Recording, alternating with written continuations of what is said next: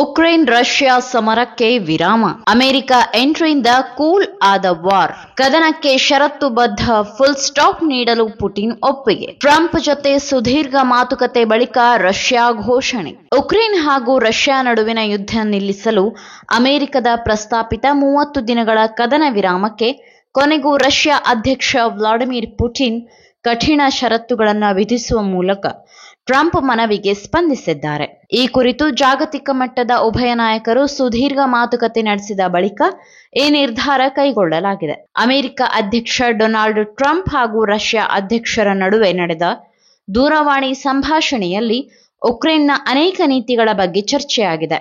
ಅಲ್ಲದೆ ಪ್ರಮುಖವಾಗಿ ಈ ಕದನ ವಿರಾಮದ ವೇಳೆ ಅಮೆರಿಕ ಸೇರಿದಂತೆ ಇತರ ದೇಶಗಳಿಂದ ಉಕ್ರೇನ್ಗೆ ಪೂರೈಕೆಯಾಗುವ ಆ ದೇಶಕ್ಕೆ ನೀಡಲಾಗುವ ಎಲ್ಲ ನೆರವಿನ ಅನುದಾನ ತಡೆಹಿಡಿಯಬೇಕು. ಹೀಗಾದಾಗ ಮಾತ್ರ ನಾವು ಉಕ್ರೇನ್ನ ಅಣು ವಿದ್ಯುತ್ ಹಾಗೂ ಇಂಧನ ಉತ್ಪಾದನಾ ಕೇಂದ್ರಗಳ ಮೇಲೆ ದಾಳಿ ನಡೆಸೋದಿಲ್ಲ ಎಂಬ ಷರತ್ತುಗಳನ್ನು ವಿಧಿಸುವ ಮೂಲಕ ಪುಟಿನ್ ಕದನ ವಿರಾಮಕ್ಕೆ ಸಮ್ಮತಿ ಸೂಚಿಸಿದ್ದಾರೆ. ಇನ್ನು ತಮ್ಮ ಸಾಮಾಜಿಕ ಮಾಧ್ಯಮ ಟ್ರುತ್ನಲ್ಲಿ ಪೋಸ್ಟ್ ಮಾಡಿರುವ ಟ್ರಂಪ್, ಶಾಂತಿ ಒಪ್ಪಂದಕ್ಕೆ ಅನೇಕ ಅಂಶಗಳ ಕುರಿತು ಮಾತುಕತೆ ನಡೆಸಲಾಗಿದೆ. ಇದರ ಪರಿಣಾಮ ಕದನ ವಿರಾಮ ಪ್ರಕ್ರಿಯೆ ನಡೆಸಲಾಗುವುದು.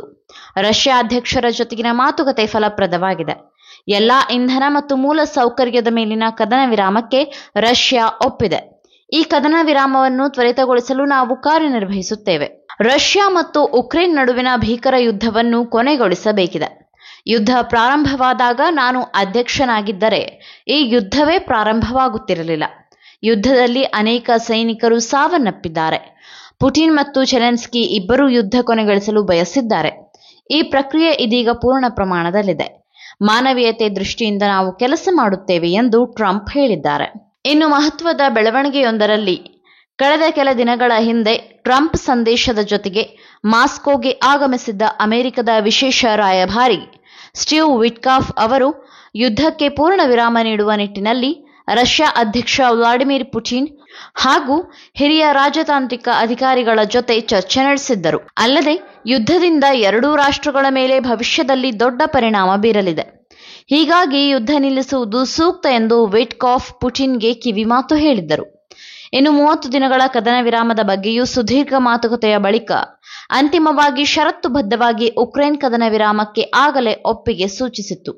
ಆದರೆ ರಷ್ಯಾ ಆಗ ಖಚಿತಪಡಿಸಿರಲಿಲ್ಲ. ಒಟ್ನಲ್ಲಿ ಹಲವು ದಿನಗಳಿಂದ ನಡೆದಿದ್ದ ಈ ಭೀಕರ ಯುದ್ಧದಲ್ಲಿ ಸಾವಿರಾರು ಜನರು ತಮ್ಮ ಪ್ರಾಣಗಳನ್ನು ಕಳೆದುಕೊಂಡಿದ್ದರು. ಅಲ್ಲದೆ ಎರಡು ದೇಶಗಳಿಗೆ ಅಪಾರ ನಷ್ಟವೂ ಸಂಭವಿಸಿತ್ತು. ಆದರೆ ಈ ಯುದ್ಧ ವಿರಾಮಕ್ಕೆ ಉಕ್ರೇನ್ ಒಪ್ಪಿಗೆ ಸೂಚಿಸಿದ್ದರೂ ರಷ್ಯಾ ಸಮ್ಮತಿ ನೀಡಿರಲಿಲ್ಲ. ಅದೇನೇ ಇರಲಿ, ಜಾಗತಿಕ ಮಟ್ಟದಲ್ಲಿ ಆತಂಕಕ್ಕೆ ಕಾರಣವಾಗಿದ್ದ ಈ ಯುದ್ಧಕ್ಕೆ ಇದೀಗ ತಾತ್ಕಾಲಿಕ ವಿರಾಮ ಬಿದ್ದಂತಾಗಿದೆ. ದ್ವೇಷ ಹಾಗೂ ವಸಾಹತುಶಾಹಿ ಮನಸ್ಥಿತಿಗಳಿಂದ ತುಂಬಿರುವ ನಾಯಕರಲ್ಲಿ ಶಾಂತಿಯ ಭಾವ ಮೂಡುವಂತಾಗಲಿ. ಅಂತಿಮವಾಗಿ ಈ ಯುದ್ಧಕ್ಕೆ ಶಾಶ್ವತ ಅಂತ್ಯ ಹಾಡುವ ದಿಶೆಯಲ್ಲಿ ಉಭಯ ನಾಯಕರು ಸಾಗಿದಾಗ ಮಾತ್ರ ಎರಡು ದೇಶಗಳ ನಡುವೆ ಸ್ನೇಹಪರ ಬಾಂಧವ್ಯ ಮೂಡಲು ಸಾಧ್ಯವಾಗುತ್ತದೆ ಎನ್ನುವುದರಲ್ಲಿ ಅನುಮಾನವಿಲ್ಲ.